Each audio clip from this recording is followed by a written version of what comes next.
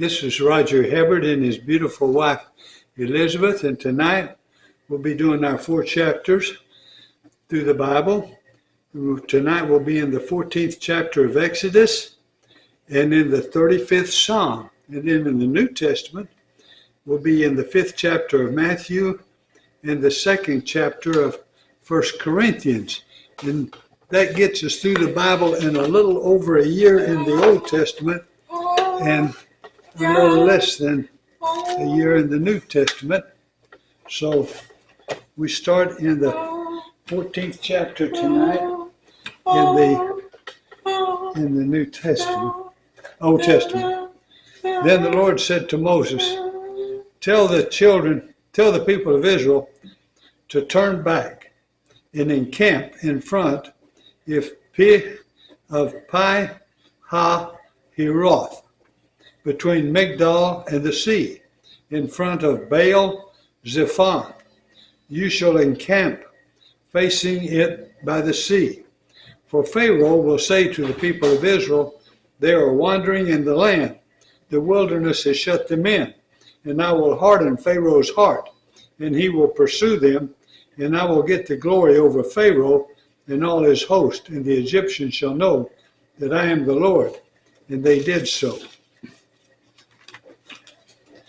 When the king of Egypt was told that the people had fled, the mind of Pharaoh and his servants was changed toward the people, and they said, what is this we have done, that we have let Israel go from serving us? So he made ready his chariot and took his army with him, and took 600 chosen chariots and all the other chariots of Egypt with officers over all of them. And the Lord hardened the heart of Pharaoh, king of Egypt, and he pursued the people of Israel while the people of Israel were going out defiantly. The Egyptians pursued them, all Pharaoh's horses and chariots and his horsemen and his army, and overtook them and camped at the sea by Pi-hahiroth, in front of Baal Zephon. When Pharaoh drew near, the people of Israel lifted up their eyes, and behold, the Egyptians were marching after them. And they feared greatly, and the people of Israel cried out to the Lord. They said to Moses, is it because there are no graves in Egypt that you have taken us away to die in the wilderness? What have you done to us in bringing us out of Egypt? Is not this what we said to you in Egypt? Leave us alone that we may serve the Egyptians? For it would have been better for us to serve the Egyptians than to die in the wilderness. These people just didn't have much faith. And Moses said to the people, fear not, stand firm, and see the salvation of the Lord, which he will work for you today. For the Egyptians whom you see today, you shall never see again. The Lord will fight for you, and you have only to be silent.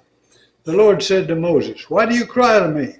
Tell the people of Israel to go forward. Lift up your staff and stretch out your hand over the sea and divide it, that the people of Israel may go through the sea on dry ground. And I will harden the heart of the Egyptians, so that they shall go in after them, and I will get glory over Pharaoh and all his host, his chariots and his horsemen. And the Egyptians shall know that I am the Lord, when I have gotten glory over Pharaoh, his chariots and his horsemen. Then the angel of God, who was going before the host of Israel, moved and went behind them, and the pillar of cloud moved from before them and stood behind them, coming between the host of Egypt and the host of Israel. And there was the cloud and the darkness, and it lit up the night, without one coming near the other all night. Then Moses stretched out his hand over the sea, and the Lord drove the sea back by a strong east wind all night, and made the sea dry land, and the waters were divided. And the people of Israel went into the midst of the sea on dry ground, the waters being a wall to them on their right hand and on their left. The Egyptians pursued and went in after them into the midst of the sea, all Pharaoh's horses, his chariots, and his horsemen. And in the morning watch, the Lord in the pillar of fire and of cloud looked down on the Egyptian forces and threw the Egyptian forces into a panic, clogging their chariot wheels so that they drove heavily And the Egyptians said, let us flee from before Israel, for the Lord fights for them against the Egyptians. Then the Lord said to Moses, stretch out your hand over the sea, that the water may come back upon the Egyptians, upon their chariots, and upon their horsemen. So Moses stretched out his hand over the sea, and the sea returned to its normal course when the morning appeared. And as the Egyptians fled into it, the Lord threw the Egyptians into the midst of the sea. The waters returned and covered the chariots and the horsemen of all the host of Pharaoh that had followed them into the sea. Not one of them remained, but the people of Israel walked on dry ground through the sea, the waters being a wall to them on the right and on the left. Thus the Lord saved Israel that day from the hand of the Egyptians, and Israel saw the Egyptians dead on the seashore. Israel saw the great power that the Lord used against the Egyptians. So the people feared the Lord, and they believed in the Lord and in his servant Moses. Now we turn to the 35th chapter of Psalms.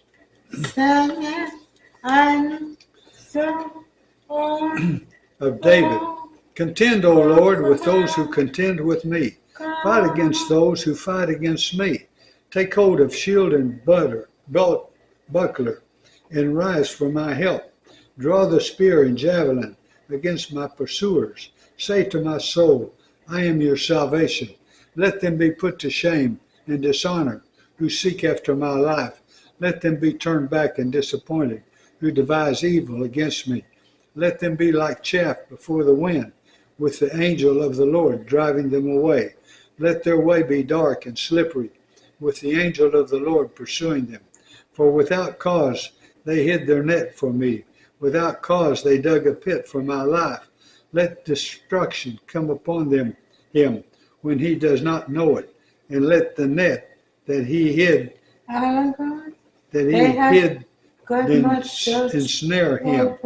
Let him fall into it, to his destruction. Then my soul will rejoice in the Lord, exulting in his salvation. All my bones shall say, O Lord, who is like you, delivering the poor from him who is too strong for him, the poor and the needy from him who robs him. Malicious witnesses will rise up. They ask me of things they do not know. They repay me evil for good. My soul is bereft. But I, when they were sick, I wore sackcloth. I afflicted myself with fasting. I prayed with head bowed on my chest. I went about as though I grieved for my friend or my brother, as one who laments his mother. I bowed down in mourning, but at my stumbling they rejoiced and gathered. They gathered together against me. Wretches whom I did not know tore at me without ceasing, like profane mockers at a feast. They gnash at me with their teeth. How long, O Lord, will you look on? Rescue me from their destruction, my precious life from the lions. I will thank you in the great congregation. In the mighty throng I will praise you. Let not those rejoice over me who are wrongfully my foes, and let not those wink the eye who hate me without cause. For they do not speak peace, but against those who are quiet in the land they devise words of deceit. They open wide their mouths against me. They say, Aha, aha, our eyes have seen it.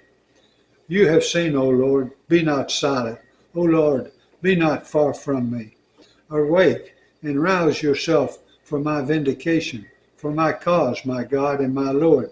Vindicate me, O Lord, my God, according to your righteousness, and let those not rejoice over me. Let them not say in their hearts, Aha, our heart's desire.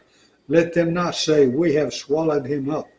Let them be put to shame and disappointed altogether, who rejoice at my calamity. Let them be clothed with shame and dishonor, who magnify themselves against me. Let those who delight in my righteousness shout for joy and be glad and say evermore, Great is the Lord, who delights in the welfare of his servant. Then my tongue shall tell of your righteousness and of your praise all the day long. Praise the Lord for those readings. And now we turn to Matthew we're going to the 5th chapter of Matthew. And seeing the crowds, he went up on the mountains, and when he sat down, his disciples came to him. The Beatitudes. And he opened his mouth and taught them, saying, Blessed are the poor in spirit, for theirs is the kingdom of heaven. Blessed are those who mourn, for they shall be comforted. Blessed are the meek, for they shall inherit the earth. Blessed are those who hunger and thirst for righteousness, for they shall be satisfied.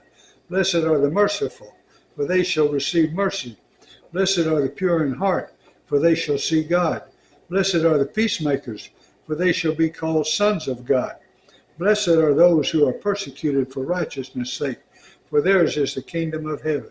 Blessed are you when others revile you and persecute you and utter all kinds of evil against you falsely on my account. Rejoice and be glad, for your reward is great in heaven. For so they persecuted the prophets who were before you. You are the salt of the earth, but if salt has lost its taste, how shall its saltiness be restored? It is no longer good for anything except to be thrown out and trampled under people's feet. You are the light of the world. A city set on a hill cannot be hidden, nor do people light a lamp and put it under a basket, but on a stand, and it gives light to all in the house. In the same way, let your light shine before others, so that they may see your good works and give glory to your Father who is in heaven. Do not think that I have come to abolish the law or the prophets. I have not come to abolish them, but to fulfill them. For truly I say to you, until heavens and earth pass away, not an iota or a dot will pass from the law until all is accomplished. Therefore, whoever relaxes one of the least of these commandments and teaches others to do the same would be called least in the kingdom of heaven. But whoever does them and teaches them will be called great in the kingdom of heaven.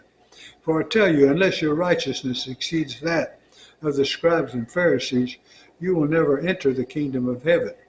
You have heard that it was said of those of old, you shall not murder, and whoever murders will be liable to judgment. But I say to you that everyone who is angry with his brother will be liable to judgment. Whoever insults his brother will be liable to the council, and whoever says you fool will be liable to the hell of fire. So if you are offering your gift at the altar and there remember that your brother has something against you, leave your gift there before the altar and go. First be reconciled to your brother, and then come and offer your gift. Come to terms quickly with your accuser while you are going with him to court, lest your accuser hand you over to the judge and the judge to the guard, and you be put in prison. Truly I say to you, you will never get out until you have paid the last penny.